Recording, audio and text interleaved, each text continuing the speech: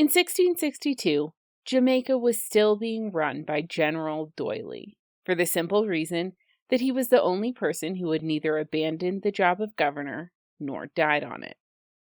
Despite untold numbers of people being transported there, a census showed its population to be just 3,643 whites and 550 blacks.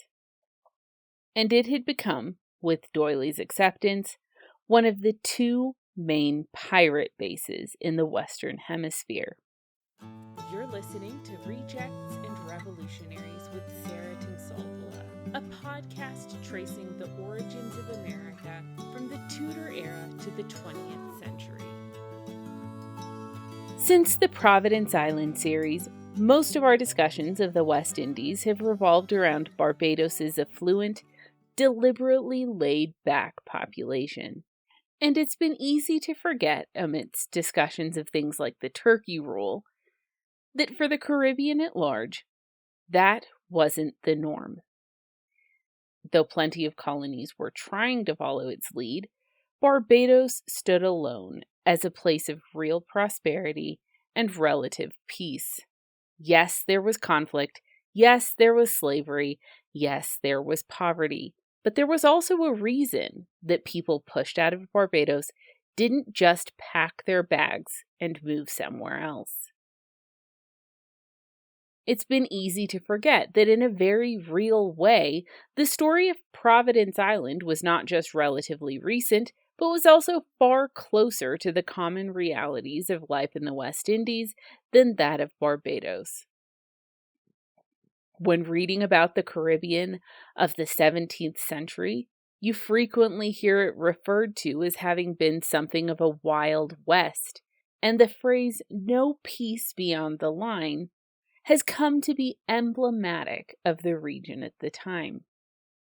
The line in question stretched from Portugal's Azores to the Tropic of Capricorn, and whether or not there was peace in Europe, whatever treaties had been signed there, whatever alliances had been formed, you could expect violent lawlessness once you crossed it.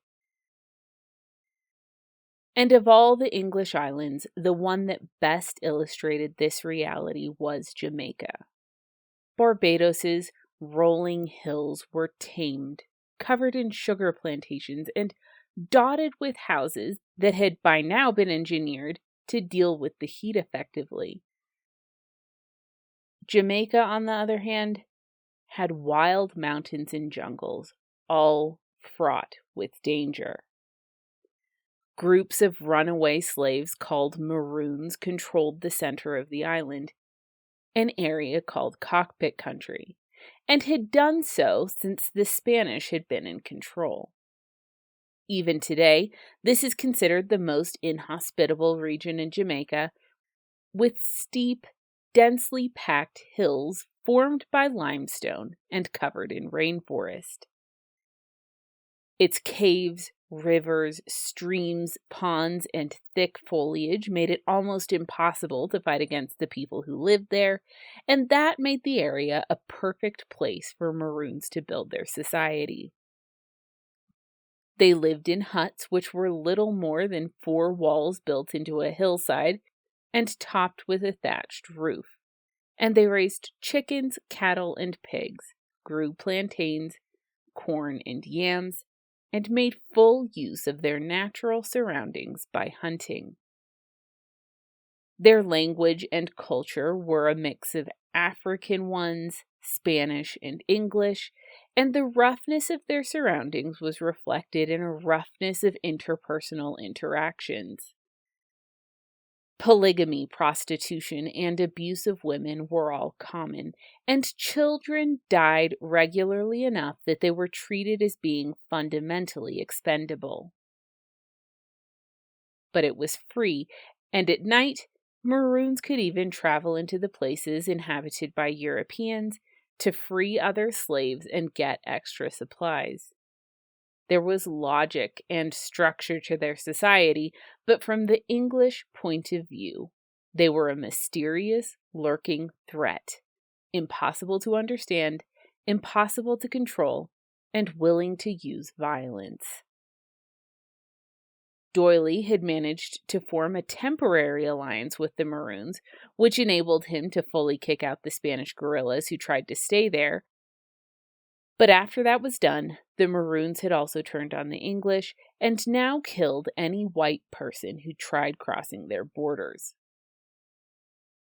The fact that Jamaica was a non-Spanish island with a struggling society also opened the way for another group of outcasts to settle. The French called them corsairs, the Dutch called them buccaneers, the English called them either freebooters or privateers, and the Spanish called them pirates. But whatever the name, their biggest havens were Port Royal in Jamaica and Tortuga, which was off the Haitian coast, but at this point also under the control of Jamaica's governor. Indentured servants, including transportees, with abusive masters could find a reprieve in pirate society. So could slaves, at least sometimes. Transported prostitutes could escape the indentured servant system by returning to their old life in a new place, and Western-designed soldiers defected and joined the pirates with such frequency that the red coats of Cromwell's new model army had become recognizable as clothing worn by English pirates. Some of the earliest pirates, and in fact the ones who led to the adoption of the term buccaneering, had been people who had checked out of society long before turning to a life of plunder. These people had, for one reason or another, chosen a life on uninhabited islands, hunting wild boar, making jerky with the meat, and selling it to passing ships. Their shoes had been made by shaping fresh pieces of boar skin around their feet until they dried, and they were known even back then for their uncouth behavior. I mean, that's not shocking, given that these were people who had chosen their lives based exclusively on the ability to be free of societal constraints. As non-Spanish nations encroached into the Caribbean, though, the Spanish had pushed these buccaneers out of their homes by slaughtering all the wild boar before the buccaneers could get to them. That had meant that the only option left to them had been piracy, and they were angry enough at the Spanish that they now had no reservations about pursuing it. Beyond the immediate needs of escape, revenge, and survival, though, the Americas had always been marketed as a place where people could go to find a new life and even become affluent in a way that they couldn't in England. That had proven false for an overwhelming majority of the people in our story, but piracy offered an alternative to failure. Pirate society rejected the hierarchy of mainstream 17th century society in favor of democratic crews with elected captains and contracts signed before each mission detailing how plundered goods would be distributed. People on the bottom of the totem pole, and even those halfway up, saw in piracy a quicker, easier, more reliable path to more extravagant wealth than they could otherwise dream of. The majority of pirates were former indentured servants, and the very people for whom this would be most attractive. This was a full generation before the so-called golden age of piracy began, but the society was already pretty well developed, and it was already popular for all the same reasons that it's romanticized today. But the bloodiness of their methods cannot be overstated. These were people whose methods relied on shocking violence in a time and place where the standards for shocking violence were very, very high. The average Caribbean settler was already numb to things that we would find shocking, and they had to go far beyond that. Pirates started with whatever ships or boats they could get their hands on, and gradually built their fleets by sneaking up to Spanish ships at night, climbing up the sides using grappling hooks, and slaughtering everyone on board. Then they would take the ship and whatever it was transporting. If they had no use for the ship and it was convenient, a Spanish crew might be able to surrender and survive, but pirates also sacked towns along the coasts of Spanish colonies, and it's in these stories that the violence of the lifestyle is best illustrated. So here's one story I stumbled across, which isn't even a particularly famous one. A group of pirates, led by a man named Francois L'Olonois, approached a town on the coast of what's now Venezuela. The inhabitants knew what was coming when they saw the sails, so they fled as far as they could inland, buried anything valuable they had, and hid. The pirates entered an empty town, set up shop, and searched the woods for whatever people they could find. The rack, that infamous torture device which stretched people until their joints dislocated, was a standard feature of pirate ships, so they set that up as well. They found a handful of hiding residents, captured them, and brought them back to town. Anyone who was well dressed, they put to the rack, demanding to know where their valuables were. Limbs were snapped, they added beatings, and they even laid one man down and put heavy rocks on his stomach. And some prisoners negotiated, while others remained silent. So L'Olonois followed this standard exercise with one of his own. He picked out a random person, stood him in front of the group, and started hacking at him using a blunt sword, while telling the others that it was wicked to try to hide their goods, and that he would do the same to them with even blunter swords if they didn't reveal the information. When the man fell dead, and neither he nor anyone else had spoken, the captain picked out another and prepared to repeat the procedure. At this point, though, one man spoke up. Speaking perfect French, he offered to join the pirates and lead them to the loot. This man's name was Henry Morgan. He was a Welshman who had owned a sugar plantation in Barbados before being cheated out of it, and who had been taken prisoner by the Spanish 3 years before and been living as a servant to the man who had just been killed. And he's the reason that this story came across my radar, because he became the leader, effectively, of the pirates in Jamaica. And in fact, what I'm telling you comes from a biography of Morgan, which leaned heavily on his own writings. The next morning, Morgan led the pirates in their search, but the people who hadn't been killed had changed all the hiding locations, so he couldn't find anything. The pirates then decided to move on to the next town, a few miles inland, but there the residents were prepared. They had set up barricades and now unleashed a barrage of bullets at the pirates. The pirates fired back, but 75 of them were either injured or killed, and it was clear that they couldn't win by continuing the shootout. The trees protected them somewhat, but they were waist-deep in mud, and the barricades were tall enough that they couldn't climb them. Morgan suggested that they feign a retreat and then turn around and cut as many Spanish throats as they could, and L'Olonois agreed. They killed 200 people this way and lost virtually none. The next day they entered the town and learned that they'd killed or mortally wounded 900 other people. At this point, they buried their own dead and loaded the Spanish bodies into boats, which they then sailed a mile away from the coast and sank. They then occupied the town for another 3 weeks looking for treasure, and they didn't feed most of the town's residents during this time, only allowing them to eat the corpses of their own dead donkeys and mules. The exception was the pretty women, who were given food in exchange for entertaining them. Over the 3 weeks, they tortured a series of people until they either revealed the location of their valuables or died.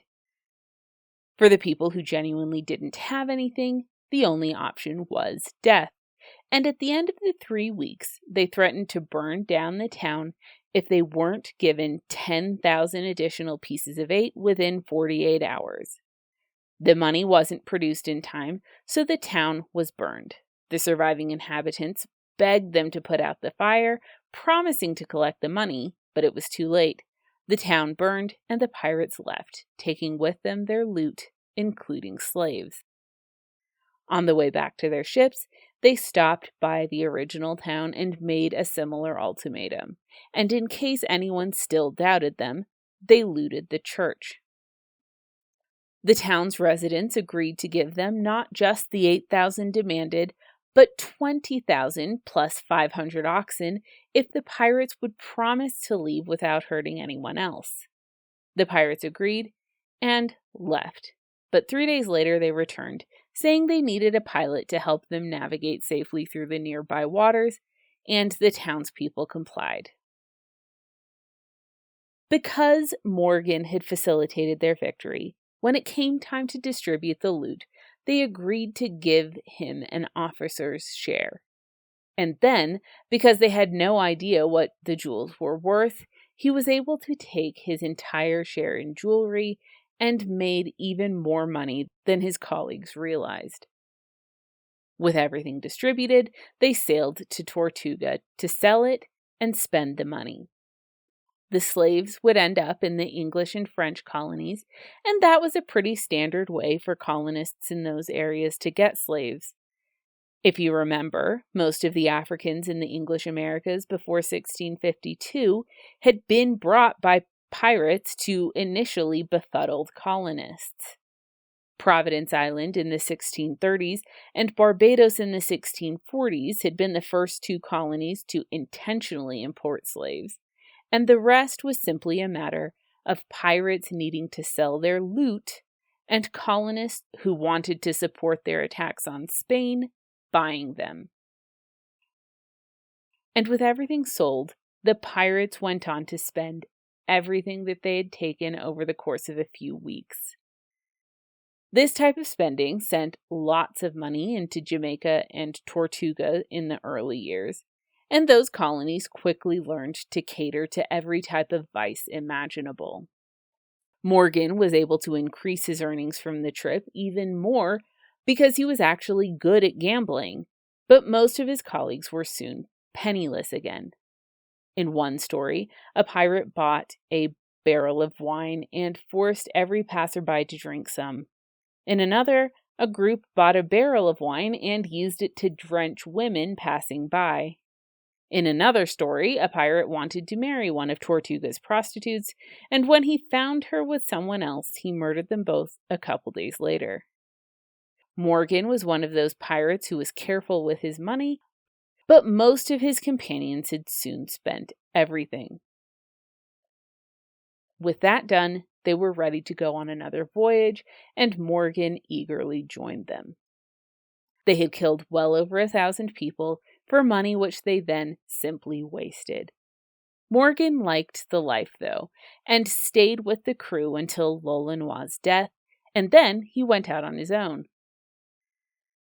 He explained later that in his life, the more brutal he'd been, the luckier he'd ended up, and so that's how he'd chosen to live.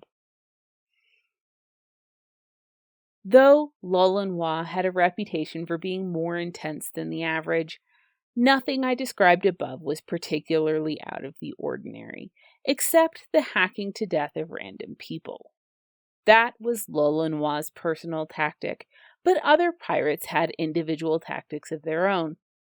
Some burned people alive on makeshift crosses, some burned people until their skin was mangled but the person was still alive, some crushed people alive or came close, and Morgan was a fan of a method in which a knotted cord was tightened around a person's head until his eyes popped. L'Olonois's death was a fairly fitting one. He was captured a few voyages later by a group from Panama's Darien tribe. They tied him up, cut off his limbs, and burned them while he watched, and when he finally died, they burned the rest of his body as well. And before we go on with the story, I do want to take a minute to note that every time I talk about the English using privateering as a strategy against the Spanish, this is the type of thing that they were endorsing. When Robert Sedgwick told Oliver Cromwell that no godly society could be built on a foundation of privateering, this is what he was talking about. And when he said that privateering gave the English a bad name among the very people that they claimed to want to protect and convert, this is why. But back to the story. If you were one of the handful of colonists in 1661 Jamaica, you had the looming threat of Maroons on one side of you, the violent debauchery of pirates on the other, and you were also surrounded by disgruntled Irish transportation victims who would be more than happy to rebel. The death rate was off the charts, and there was nothing around that resembled a normal society. Given this situation, D'Oyly had put the island under martial law and kept it there. He befriended the privateers, though, and even made Morgan one of the island's judges. They were the strongest group on the island, and he needed them. When the restoration happened, Charles planned to keep D'Oyly in office, but the exhausted governor asked the king to find someone else and let him return home. The king agreed, and 5 months later, D'Oyly's replacement arrived, along with the people he'd recruited in Barbados, and the king's instructions for the government of the colony. This man was named Lord Windsor, and he lasted 10 weeks before noping out, claiming to be sick, and sailing home. 10 weeks. He had spent longer on ships crossing the Atlantic than he did in Jamaica. He arrived in England perfectly healthy and was accused by the king and pretty much everyone else of weakness and frivolity. He tried to argue for a little while, saying that he'd been sick south of the Tropic of Cancer and that it must have been an issue of latitude. But soon he realized that no one in England could possibly imagine what he'd been up against, brushed off the insults, and went back to the lifestyle of a Restoration nobleman. Parties, plays, and luxury. Since the first settlers at Jamestown, people in England had dismissed struggling settlers as weak, greedy, undisciplined, and otherwise flawed. In Jamaica, populated by so many soldiers against their will, they were also dismissed as being too military-minded. In Jamaica, Windsor had left his lieutenant, Sir Charles Littleton, in charge. Littleton's wife died in Jamaica not too long after they arrived, but he led the colony competently. He didn't try to forge civilization, simply realized that he was dealing with a bunch of groups of people who couldn't be controlled, and did his best. He managed to call an assembly and pass a set of laws to run the island, and didn't bother sending them to the king to make them permanent. By the king's instructions, any laws would remain in place for 2 years even without his signing off on them, so Littleton got a set of laws passed that would get them through, but without the pressure of potential permanence. Littleton even tried to negotiate with the Maroons, offering freedom and 20 acres of land to anyone who would surrender. They were already free, though, and had thousands of acres. The colony wasn't strong enough to stop them, nor did it have a standard of living high enough to entice them. They didn't take the offer, and when Littleton sent soldiers to try to push them into submission, the Maroons wiped them out. A second confrontation resulted in more of a draw, and the Maroons made a treaty, but they soon broke it and retook control of their old territory.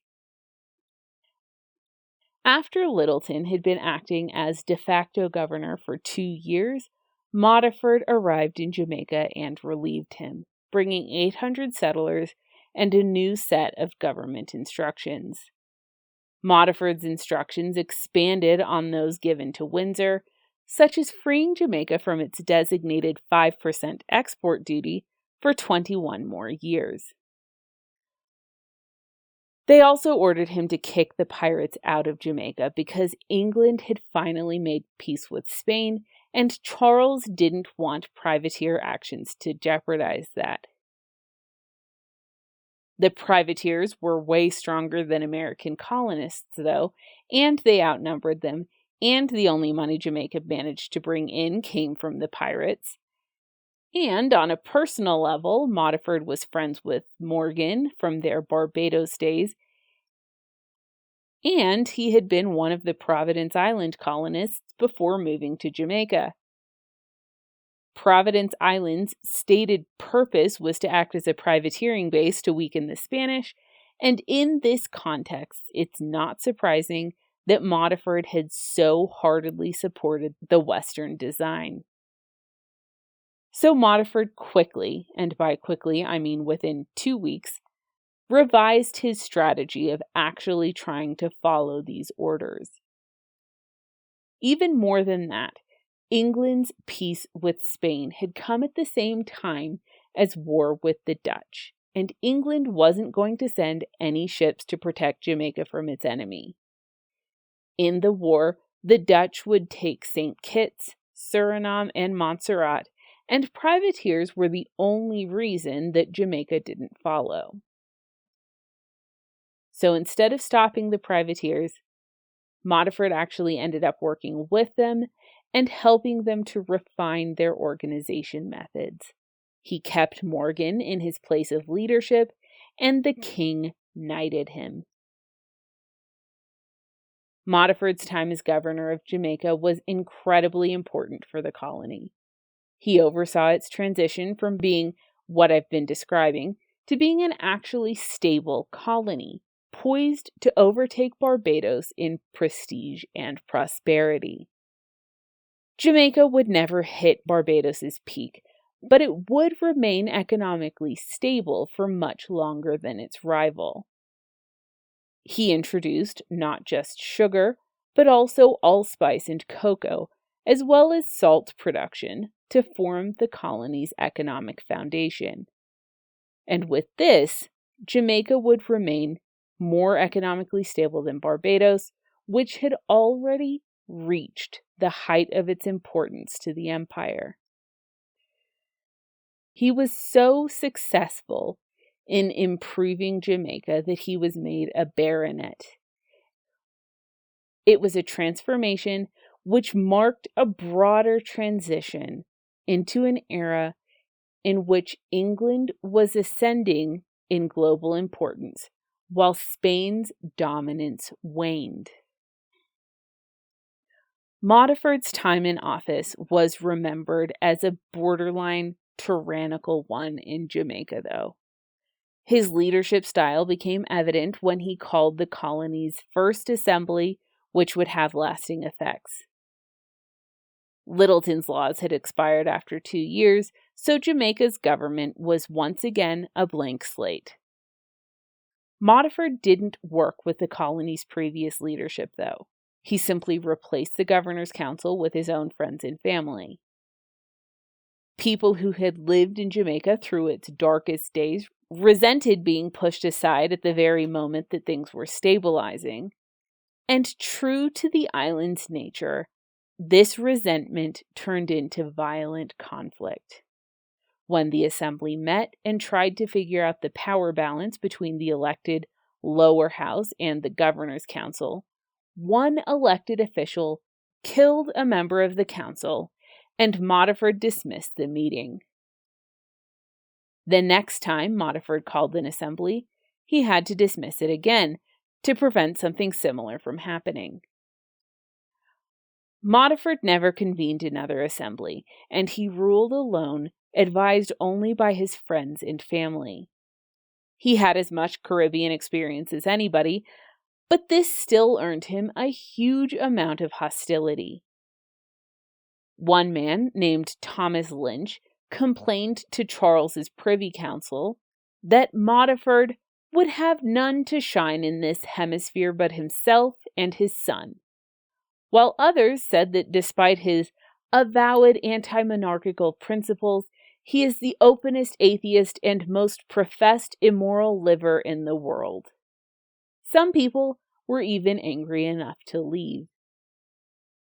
It's interesting to see the difference between Modiford's legacy in Barbados and his legacy in Jamaica. Barbadian sources depict him as an advocate for colonist rights, a moderate and largely sympathetic person, though one with a desire for power that went unfulfilled. While Jamaican ones depict him as a corrupt, greedy tyrant who crushed colonist rights, but was nonetheless important to the colony's history. Who knows which was closer to the truth regarding Modiford, but the difference in perception is a good demonstration of the difference between the two colonies.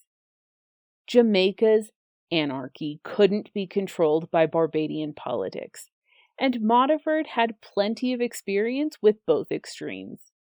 He had experienced devastating factionalism in not one but two colonies, and Jamaica couldn't afford to be a third.